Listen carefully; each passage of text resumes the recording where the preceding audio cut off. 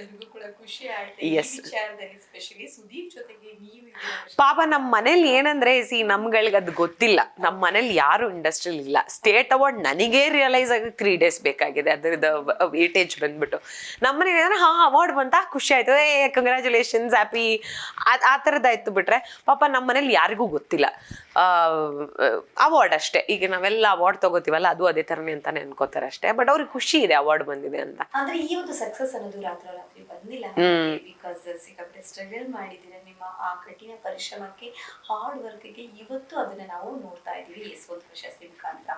But ಯಾವತ್ತೋ ಒಂದಿನ ಇದ್ರ ಹಿಂದೆನೆ ಈ ಒಂದು ಪ್ರಶಸ್ತಿ ಅಥವಾ ಬೇರೆ ತರದ ಒಂದು ಸನ್ಮಾನಗಳು ನಿಮ್ಮನ್ನ ಅರಸಿ ಬರ್ಬೇಕಾಯ್ತು. ಬಿಕಾಸ್ ನೀವು ಸಕ್ಸಸ್ ನೋಡಿದ್ರಿ, ಜನರ ಮನಸ್ಸನ್ನ ಗೆದ್ರಿ. ಅದಾದ ನಂತರ ನಿಮ್ಗೆ ಯಾವತ್ತು ಆ ಪ್ರಮೋಷನ್ ಅನ್ಕಿಂತ ಡಿಮೋಷನ್ ಆಯ್ತು. ಕೆಲವೊಂದ್ಸರಿ ನೀವು ಮತ್ತೆ ಮರೆ ಹಾಕ್ಬೇಕಾಯ್ತು ಸ್ಮಾಲ್ ಸ್ಕ್ರೀನ್ ಇಂದ.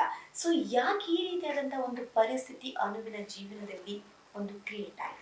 ಬಿಕಾಸ್ ಅನುಗೆ ಯಾರಾದ್ರೂ ಏನಾದ್ರು ಬೇಜಾರು ಮಾಡಿದ್ರು ಅನು ಆ ಜಾಗದಲ್ಲಿ ಇರಲ್ಲ ಅಷ್ಟೇ. Self respect is the most important thing in my life.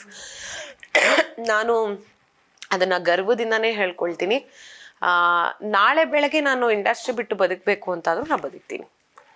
ನನಗೆ ಅಟ್ಯಾಚ್ ಹಂಗಂತ ಅಲ್ಲ. ನನಗೆ ಗೊತ್ತು ಇಲ್ಲಿ ರಿಯಾಲಿಟಿನ ಒಂದು 5 ವರ್ಷ ನಾನು ಇರಬಹುದು ಟೆಲಿವಿಷನಲ್ಲಿ, ಆಮೇಲೆ ಏನು ಮಾಡಲಿ ಗೊತ್ತಿಲ್ಲ. ನಮ್ಗಳ ಲೈಫ್ ಸ್ಪ್ಯಾನ್ ಇರೋದೇ ಅಷ್ಟಿಲ್ಲಿ.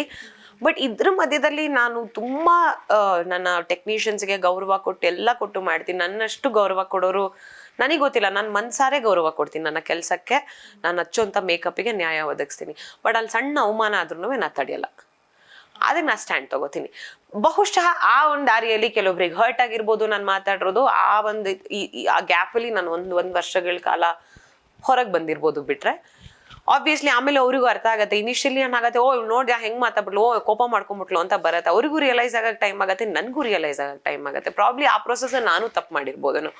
ಬಟ್ ನನಗೆ ಗೌರವಕ್ಕೆ ಧಕ್ಕೆ ಆಗ್ತಿದೆ ಅಂತ ಅಂದ್ರೆ ನನ್ನ ಕುಟುಂಬದವ್ರ ಜೊತೆಗೂ ನಾನು ಅದನ್ನ ಸಹಿಸ್ಕೊಳ್ಳಲ್ಲ. ಫಾರ್ಗೆಟ್ ಎನಿಬಡಿ, ಮನೆಯಲ್ಲೇ ಸಹಿಸ್ಕೊಳ್ಳಲ್ಲ. ನನ್ನ ಗೌರವ ಹಾಳಾಗ್ಬಾರ್ದು ಅಷ್ಟೇ. ನನಗೆ ಏನೇ ಹೇಳಿ, ಪ್ರೀತಿಯಿಂದ ಹೇಳಿ, ಬೈದ್ ಹೇಳಿ, ನಾ ಕೇಳ್ತೀನಿ. ಅವಮಾನ ಮಾಡ್ಬೇಡಿ. ನನಗೆ ತುಂಬಾ ನೋಡ್ಕೊಂಡ್ ಬಂದ್ಬಿಟ್ಟಿದ್ದೀನಲ್ಲ, ಅದು ಕೆಲವು ಹಿಂದೆ ಒಂದಷ್ಟು ವರ್ಷಗಳು ಆ ಸ್ಟ್ಯಾಂಡ್ ತಗೊಳಕ್ ಆಗದೆ ಇವಾಗ ಏನ್ ಅನ್ಸತ್ತೆ, ಇಲ್ಲ ನನಗೆ ನಾನೇ ಸ್ಟ್ಯಾಂಡ್ ತಗೋಬೇಕು. ಸೊ ನಾನು ವಾಯ್ಸ್ ಔಟ್ ಮಾಡ್ತೀನಿ. ಪ್ರಾಬಬ್ಲಿ ಆ ಒಂದು ಪ್ರಾಸೆಸ್ಸಲ್ಲಿ ಒಂದಷ್ಟು ದಿನಗಳಷ್ಟೇ. ಅದು ಬಿಟ್ರೆ ಐ ಥಿಂಕ್ ನನ್ನ ಇಂಡಸ್ಟ್ರಿ ಕೈ ಬಿಟ್ಟಿಲ್ಲ ಬಿಡಿ, ಟೆಲಿವಿಷನ್ ಎಸ್ಪೆಷಲಿ.